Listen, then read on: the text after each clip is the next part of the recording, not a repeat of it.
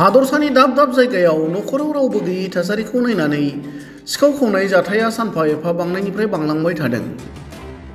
बे बिथिङाव पुलिस खुंथायनिफ्राय गोख्रों नोजोर लाखिदोंब्लाबो सिखाव हमनायाव आबुं जाफुंसार जानो हायाखै।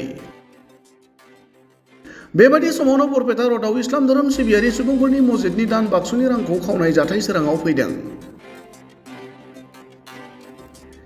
मस्जिदनि दान बाक्सुनि रां खावनाय जाथाया सीसी केमेरायाव आबुङै सेबखांजायो।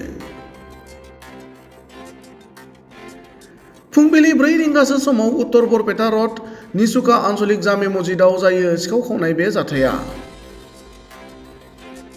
खमैबो 2 घन्टासो सम नाजानायनि उनाव मस्जिदनि दान बाक्सुखौ सिफायनानै दान बाक्सु सिङाव थानाय गासैबो रांखौ सिखावआ लानानै थाङो।